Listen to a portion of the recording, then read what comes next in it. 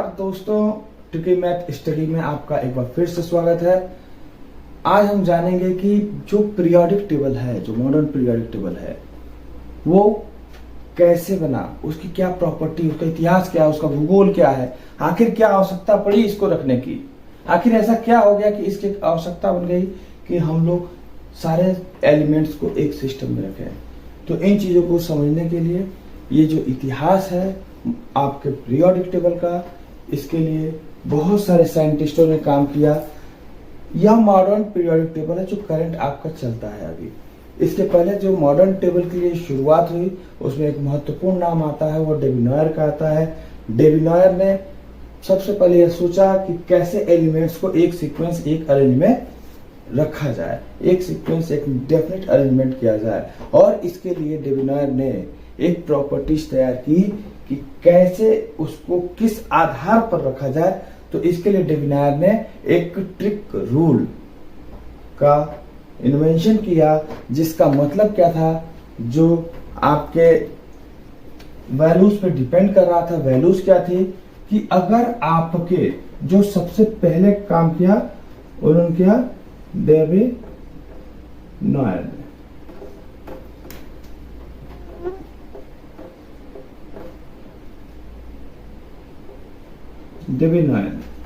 डेविनॉयर ने कहा अगर दो एलिमेंट्स हैं तो इनके एटॉमिक वेट को ऐड कर लिया जाए और ऐड करने के बाद इन दोनों को जोड़ लिया जाए और इन दोनों के एडिशन से जो एलिमेंट आएगा वह इसके बीच में रखा जाएगा, यानी ए, सी और बी।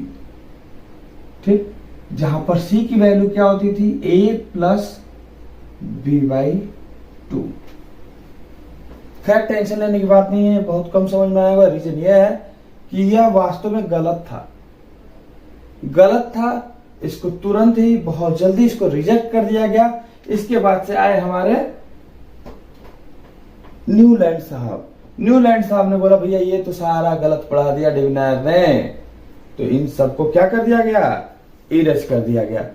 और इसी के साथ ही साथ जैसे इसको गलत हुआ तो न्यूलैंड साहब ने एक नया रूल दिया और उस रूल को हम लोग बोलते हैं ऑक्टेट रूल। क्या बोलते हैं, ऑक्टेट रूल। तो देखते हैं जरा सा न्यूलैंड साहब का ऑक्टेट रूल। तो जैसे ही न्यूलैंड साहब आए,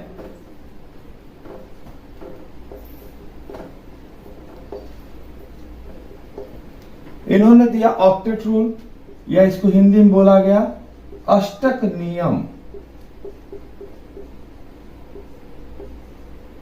इनके आधार पे क्या था कि हर एलिमेंट, आठवां एलिमेंट अपनी प्रॉपर्टी को क्या करता है, रिपीट करता है। काफी हद तक सही था, लेकिन ओवरऑल यह भी गलत था। थोड़ी दिन तक हम लोगों ने इसे पढ़ा, उसके बाद इसको भी क्या कर दिया, एलिमिनेट कर दिया।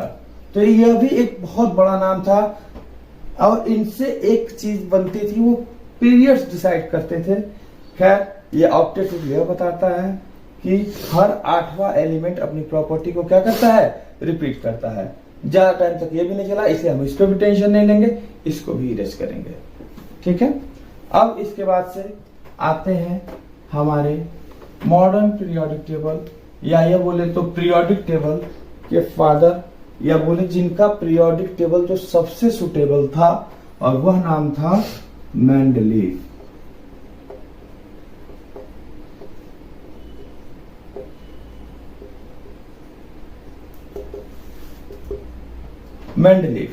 तो मेंडलीफ का जो पीरियोडिक टेबल था सबसे सुपीरियर था, सबसे बेस्ट था। और इन्होंने जो इसका बेस लिया, उन्होंने क्या बेस लिया कि कोई भी एलिमेंट जो है कि वो मॉडर्न पीरियोडिक टेबल वह जो है पीरियोडिक टेबल में किस आधार पर रखा जाएगा। तो इन्होंने माना कि जो इसका बेस होता है वह होता है एटॉमिक वेट। कहा कि अगर एटॉमिक वेट के सीक्वेंस में अगर चीजों को अरेंज कर दिया जाए तो वह सबसे बेटर रहेगा एलिमेंट्स के प्लेस को डिसाइड करने के लिए। और इसके लिए इन्होंने जो है सबसे पहले जो कुछ रोज और कुछ कॉलम बनाए। ठीक है, इन्होंने 7 रोज डिसाइड किया कि इसमें कितने होने चाहिए, 7 रोज होने चाहिए और क्या होने चाहिए 8 कॉलम्स 9 कॉलम्स होने चाहिए। यानी कि इनके पीरियोडिक टेबल में टोटल सीटिंग प्लान, टोटल जो सीटिंग प्लान था वह 63 एलिमेंट्स के लिए था। टोटल सीटिंग प्लान 63 एलिमेंट्स के लिए था और जो इनका बेस था वह बेस था एटॉमिक नंबर। एटॉमिक नंबर इसका बेस होता था। टोटल 7 रोज होती थी और 9 कॉलम्स होते थे। टोटल एलिमेंट 63 होते थे। काफी हद तक सही था। बहुत ज्यादा ही, सबसे ज्यादा इसे लाइक किया गया, बट ये अभी ज्यादा नहीं चला। क्यों?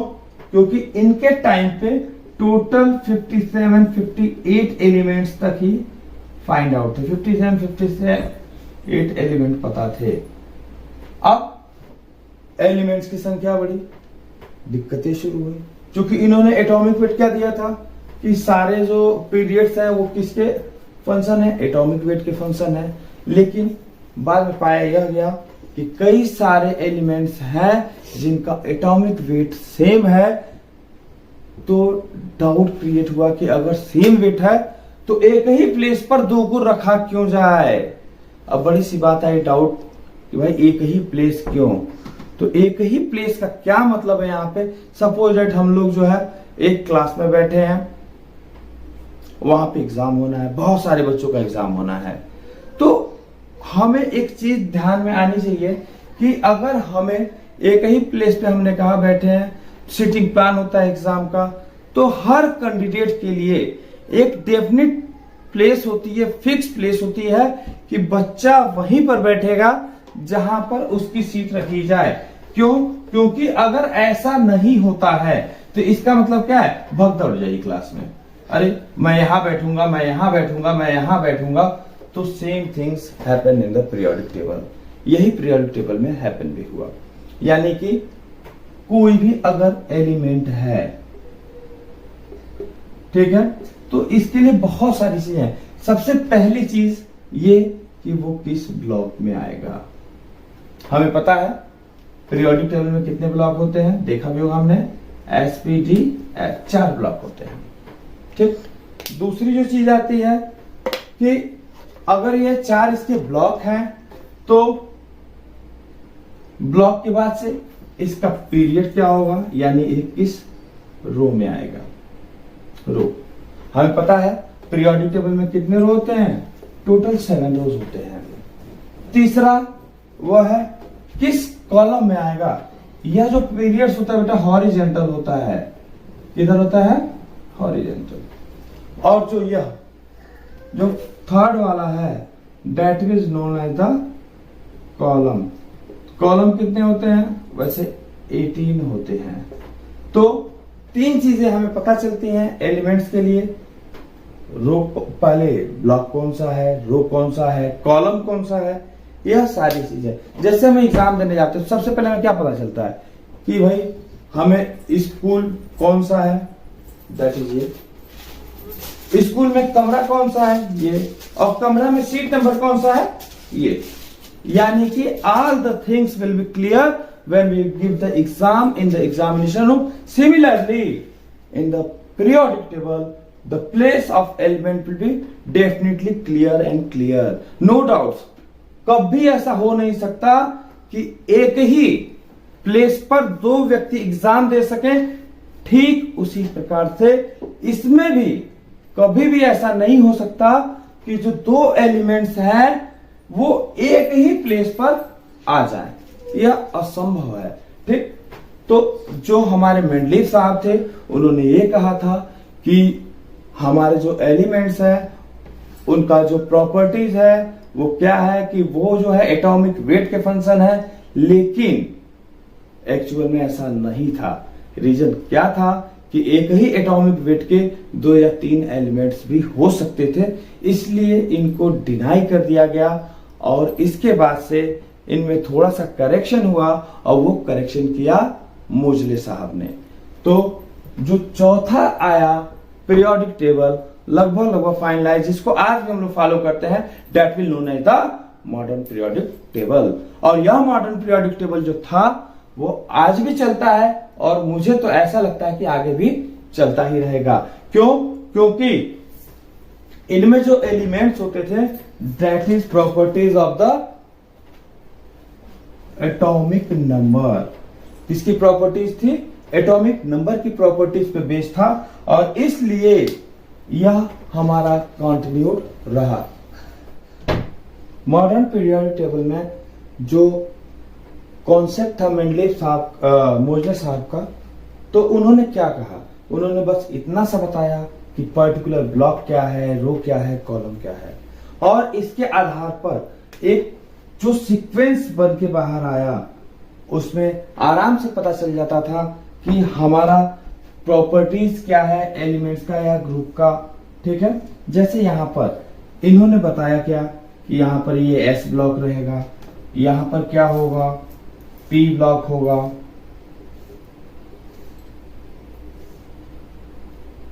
पी ब्लॉक में कितने होंगे? तो पी ब्लॉक में जो 6 कॉलम्स होंगे।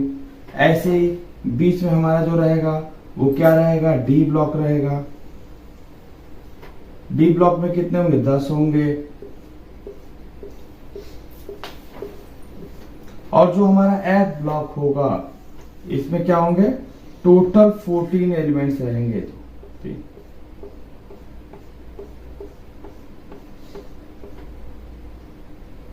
और इसको क्या किया? इनमें भी 2 पीरियड्स में बांट दिया, यानी कि टोटल यहां एस ब्लॉक में कितने? तो 7 रोज।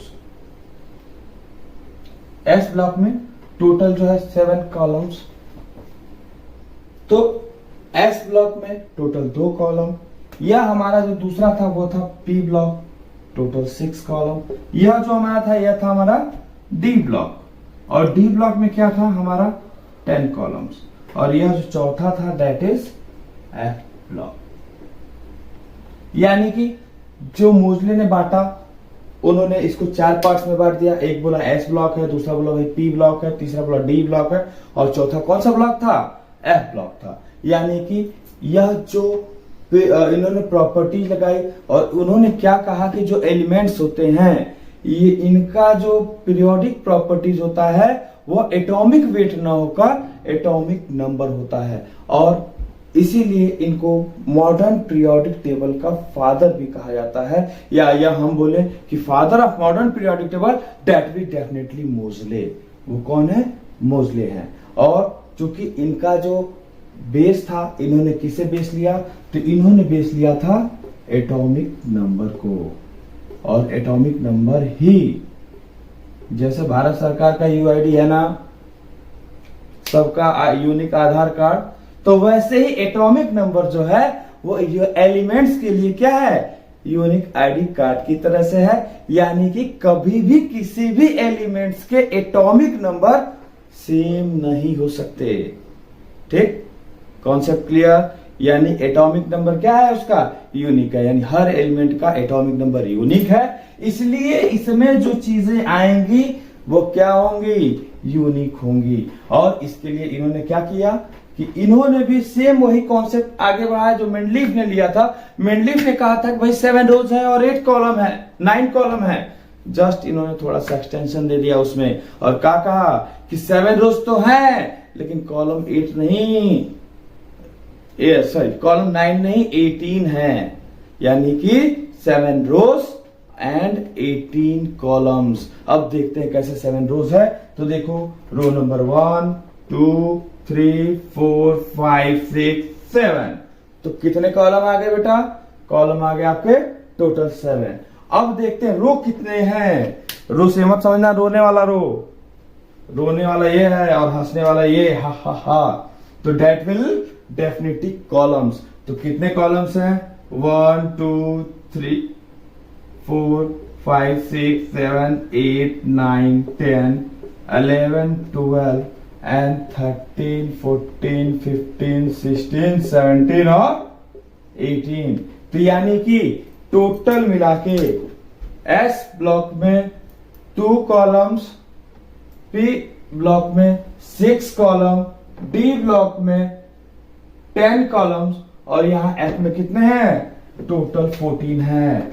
1 से लेके कहां तक 14 तक 1 2 3 4 5 6 7 8 9 10 11 12 13। ठीक है, तो यहाँ पे हमने क्या देखा, क्या चीज सीखी कि जो पीरियोडिक टेबल है उनमें 2 S ब्लॉक में कॉलम्स हैं, 6 P ब्लॉक में कॉलम है, 10 D ब्लॉक में कॉलम है और 14 F ब्लॉक में। ठीक है, यहाँ पे 7 पीरियड्स होते हैं। हाँ, इसके साथ एक चीज और कि जो भी एलिमेंट्स है यहाँ पे सबके मन में यह सोचने में आता है भाई इसको बांटे कुछ तो लाभ रहा होगा, कुछ तो उसका फायदा रहा होगा। तो जो भी यहाँ पे एलिमेंट्स आते हैं इनका जो हेड होता है इसकी फैमिली का हेड होता है। ठीक है, और सबके मन में एक डाउट और भी आ रहा होगा कि भाई इसका फायदा क्या है पढ़ने का। तो मैं यह बता दूं कि इसका बहुत बड़ा फायदा है। जो एलिमेंट्स का पीरियोडिक टेबल है ये एलिमेंट्स के पूरे नेचर को डिसाइड करता है, यानी कि इस ब्लॉक में जो भी एलिमेंट्स होगा लगभग इसके सारे, इस फैमिली के सारे एलिमेंट्स का बिहेवियर एक जैसा ही होगा। जैसा हम लोग जानते हैं कि जैसा ट्रीटमेंट एक फैमिली को या जैसा बिहेवियर लगभग एक अच्छी फैमिली है तो उसके सारे सदस्य अच्छे होते हैं। अगर झगड़ालू फैमिली है तो इसका मतलब क्या है कि उसके सारे सदस्य क्या करेंगे, झगड़ालू होंगे। ठीक है, तो सेम इसी प्रकार से यह जो पहली फैमिली है that will known as the hydrogen family. और इसमें कितने एलिमेंट्स है, तो इसमें टोटल 7 एलिमेंट्स हैं। इसमें क्या है, यह दूसरी फैमिली है, इसका जो नाम है that will definitely known as helium. तो ये हाइड्रोजन फैमिली, यहाँ पे आता है कौन सा, हीलियम फैमिली। ठीक है, तो जैसे यह मैंने कहा ये सारे क्या है, बहुत ही सॉफ्ट मेटल हैं। इसकी प्रॉपर्टीज क्या है, बहुत ही सॉफ्ट, इतने ज्यादा सॉफ्ट है, इतने ज्यादा सॉफ्ट है कि इसमें सोडियम जो सीधा आप चाकू से काट सकते हो। तब ऐसा कभी सुना है क्या कि गोल्ड को चाकू से काट दिया, असंभव। लेकिन हाँ, गोल्ड भी मेटल है, यहाँ पे सोडियम भी मेटल है, लेकिन इनमें वह मेटल्स हैं जो कि सॉफ्ट है, इसमें सारे सॉफ्ट मेटल हैं। ठीक है, यानी कि इसको बनाने का जो सबसे बड़ा फायदा रहा कि हम एलिमेंट्स के नेचर के बारे में प्री डिसाइड कर सकते हैं कि इसमें जो भी एलिमेंट्स है उसका नेचर कैसा होगा, क्योंकि एक ग्रुप के जो एलिमेंट्स है इन सबका नेचर जो है एक जैसा ही होता है। जैसे हम बात करें हीलियम की, यह हीलियम इसका हेड है, यानी हीलियम फैमिली इसका नाम। भाई परिवार में जो सबसे बड़ा बुजुर्ग होता है उसको उसका मुखिया बोलते हैं। तो देखो सबसे पहले यही पैदा हुआ है, देखो सबसे ऊपर है तो ये इसका मुखिया हो गया। यहाँ पे हीलियम है, ये इसका मुखिया हो गया, बड़ा बुजुर्ग दादाजी है ये सबका। ठीक है, तो ये क्या हो गया, यह हो गया हीलियम फैमिली। इसमें भी बहुत सारे एलिमेंट्स आते हैं, हीलियम आता है, नियॉन आएगा इसके अंदर, आर्गन आएगा, आर्गन के बाद से क्रिप्टन आएगा, फिर आपका जेनान, फिर एनन, और फिर क्या आ जाएगा आपका ऑक्सीजन। तो यह जो है इसके क्या है, फैमिली मेंबर्स हैं, जिसका हेड कौन है, हीलियम। समझ में आया। इसी तरह यहां भी था, कौन सा, hydrogen, lithium, sodium, potassium, rubidium, caesium और फ्रेंशियम। तो हर फैमिली का जो हेड होता है उसके पास बहुत सारी रिस्पॉन्सिबिलिटी होती है और बहुत सारी चीजें। तो मैं बता रहा था ग्रुप के बारे में, तो जस्ट मैंने कहा कि भाई यह जो है बहुत सॉफ्ट मेटल है, तो इस कॉलम्स की भी अपनी प्रॉपर्टी है कि इसके अंदर जितने भी हैं सब के सब इनएक्टिव, कोई काम के नहीं है, यानी कि नॉर्मल टेम्परेचर प्रेशर पर इनमें कोई भी रिएक्शन नहीं होगा और जनरली ये इनर्ट स्टेट में पाए जाएंगे, यानी कि यह अक्रिय तत्व कहलाएंगे या अक्रिय एलिमेंट कहलाएंगे। हीलियम नो रिएक्शन, न किसी से लेना न किसी को देना, आराम से बैठे रहना सोफे पे। फिर नियॉन, फिर ऑर्गन, ये सारे क्या है, इनर्ट गैस है। आप सब लोग को पता भी कि बल्ब में भरा जाता है, क्या इनर्ट गैसेस को ही फिलअप किया जाता है। ठीक है, और इसी तरह से जब हम दूसरे पे आते हैं तो यह दूसरा फैमिली जो है, अच्छा हाँ एक चीज और, इसमें पहली लाइन में केवल 2 ही एलिमेंट्स पाए जाते हैं। ठीक है, और जब हम इसकी बात करते हैं तो इसमें आता है क्या, फ्लोरीन। तो इसका हेड कौन भाई, फ्लोरीन। तो क्या आता है, फ्लोरीन, क्लोरीन, ब्रोमीन, आयोडीन, और फिर क्या आता है एट्रिस्टीन, और साथ में सबको एक डाउट आता होगा भाई सर आपको ये चीज कैसे डायरेक्ट याद, कोई बड़ा नहीं है बेटा, बहुत शॉर्टकट ट्रिक्स है इसको याद करने के। अभी जो मेरा वीडियो आएगा नेक्स्ट वीडियो उसमें मैं आपको बताऊंगा कि इनके शॉर्टकट ट्रिक्स क्या हैं। जैसे मैंने कहा हीना नीना और कैटरीना का एक्सरे रंगीन उल्लू जी, तो ये क्या है एक का कोड हो गया। फिर कल बाहर आई आंटी टीशो, तो ये क्या है सेकंड का है। ऐसे हीना लीना और कैटरीना सॉरी हमारे लिए ना करो रब से फरिया, तो सबके एक कोड बना के रखा हुआ हमने, लेकिन इस वीडियो में ये वीडियो क्या हो जाएगा बहुत ही लंबा हो जाएगा। तो यहां पर जो था वो फ्लोरीन था, ठीक है, यानी इस फैमिली का क्या नाम हो जाएगा फ्लोरीन फैमिली। और इसी तरह जब हम आगे आते हैं तो यहाँ पे आता है ऑक्सीजन, ऑक्सीजन सल्फर, फिर ये आ गया सारी चीजें। तो यह जो फैमिली हुआ ये ऑक्सीजन की फैमिली हुई, ठीक है। तो इसका जो हेड है इसका नाम क्या होगा ऑक्सीजन, यानी कि लगभग जो प्रॉपर्टीज ऑक्सीजन की होगी इस पूरे कॉलम पे होगी।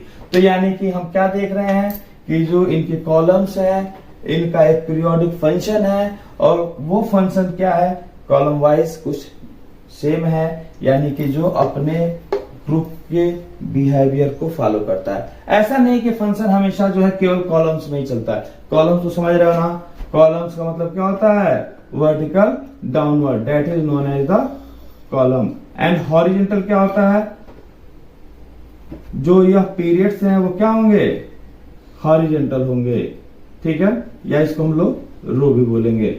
यानी हॉरिजॉन्टल सब हॉरिजॉन पे बना हुआ है, यानी कि पृथ्वी की क्षैतिज, ठीक है। तो इनमें बिहेवियर इस तरह से भी था। यह जो इसकी जो कुछ और फैमिलीज थी that is beryllium, magnesium, calcium, strontium, और ये क्या आ गया देखिए। तो यह भी एक फैमिली थी जिसका हेड कौन होता था, तो सभी ग्रुप्स के अपने अपने हेड है भाई। देखो क्लास है, सबकी क्लास बनी है, class 1, class 2, class 3, class 4, class 5, class 6, class 7, class 8, यानी हर क्लास का अपना अपना एक ग्रुप। और सभी क्लास में क्या होता है भाई मॉनिटर, क्या होता है मॉनिटर। तो भाई हाइड्रोजन फैमिली का मॉनिटर कौन हाइड्रोजन। ये जो सेकंड क्लास है इसका मॉनिटर कौन बेरिलियम। ये जो थर्ड है यहाँ पे जब हम इस पे आते हैं तो इसका भी जो है वैल्यूज है। ये कौन है स्कैंडियम साहब है, ये टीआई है, यहाँ पर क्या है वी है। आप सोच रहे हो बड़ा टफ सा है, बेटा ये टफ कुछ भी नहीं, बहुत ही आसान है। इतना आसान है इसको याद करना कि जब मैं इसको याद कराऊंगा तुम लोग को तो लगेगा सर इतना मजेदार केमिस्ट्री कैसे होता है, बहुत ही रोमांटिक है। अब सोच रहे हो कि केमिस्ट्री और इसमें रोमांस, यस डेफिनेटली इसमें भी है। तो यह इसकी फैमिली है, साथ ही साथ ये आपके बोरान साहब है तो boron family, carbon family, nitrogen family, यह सारी फैमिलीज हैं, सारे के अपने अपने मेंबर हैं। जैसे मैं तुमको और भी बताता हूँ, यह क्या है बैगन, साथ में आ गया आलू। अब सोचते भी सब्जी थोड़ी बना रहे हैं, डेफिनेटली हम सब्जी नहीं बना रहे हैं, लेकिन याद करने के लिए हमने इतना सारा हम कैसे सीक्वेंस में याद करेंगे। तो बैगन आलू गाजर इन थैला नहीं, बैगन गाजर इन थैला नहीं, यानी कि beryllium, aluminium, gallium, indium, titanium और नियोनियम, यानी ये सारे एलिमेंट्स। तो ऐसे ही जो है यहां पर भी है, कार्बन है, सिलिकॉन है, जर्मेनियम है, और क्या है एसएन है, फिर पीबी है, फिर क्या है एफएल है। सबको सोचने वाला, इसको भी हमने कुछ याद नहीं किया, बहुत था सिंपल सा था। क्या था कि कौन सीता गीता स्नेहा प्रभा लीता, कोई डाउट। चलो ऐसे ही जो आते हैं यहाँ पे है नेपाल, पाकिस्तान, ऑस्ट्रेलिया। भाई मैं कंट्री का नाम याद नहीं करा रहा, इस चीज को ध्यान देना। और यहाँ पे क्या है एस बी, और फिर क्या है बी आई, और फिर क्या है एम सी।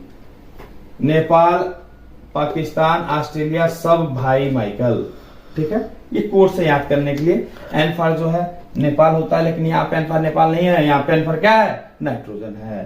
ठीक है, तो अब हम बात कर रहे थे मुखिया की। तो ये जो 13 नंबर कॉलम है, इसका कौन है, बोरान 14 का, कार्बन 15 का, नाइट्रोजन।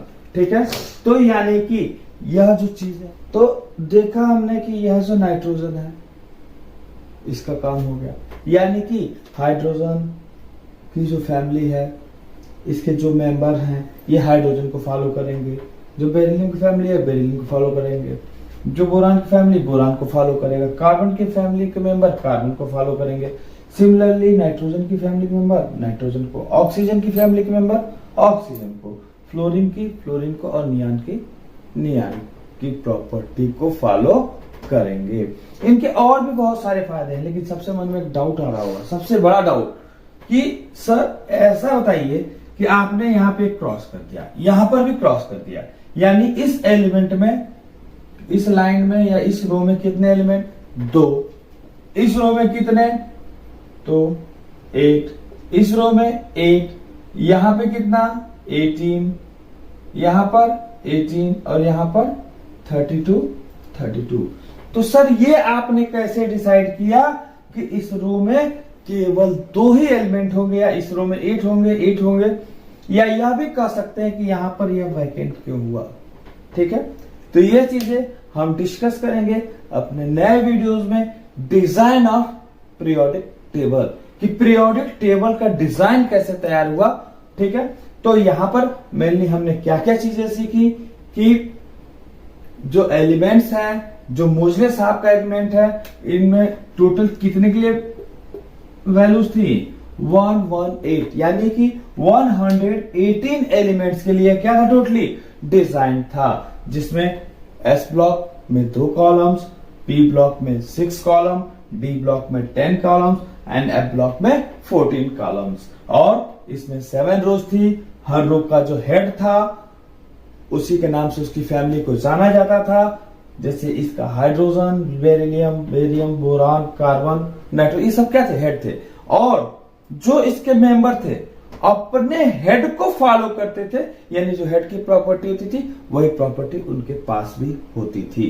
ठीक है, अगर मैं बोलूं कि यह डोनर है हाइड्रोजन या लिथियम, तो इस ग्रुप के जितने भी होंगे सब क्या होंगे, डोनर होंगे। ठीक है, अगर मैंने बोला कि ये सॉफ्ट मटेरियल है, तो इसमें सारे क्या होंगे, सॉफ्ट होंगे। यहाँ पे क्या है, इनर्ट है, तो सारे क्या हो गए, इनर्ट हो गए। यहाँ पे क्या है, ये एक्सेप्टर है, तो ये सारे के सारे क्या हो गए, एक्सेप्टर। यानी कि यह देने वाला डोनर यानी दाता, या लेने वाला यानी क्या हो गया, एक्सेप्टर यानी कि ग्राही, यानी कि इलेक्ट्रॉन डोनेट करेगा और बेचारा कैश ले लेगा। इसने बैटिंग की और इसने कैश ले लिया। ठीक है, तो चलो आगे हम लोग चलते हैं, और अगला जो इसका डिजाइन ऑफ पीरियोडिक टेबल ये हम लोग देखेंगे अपने नेक्स्ट वीडियो में। तब तक के लिए नमस्कार।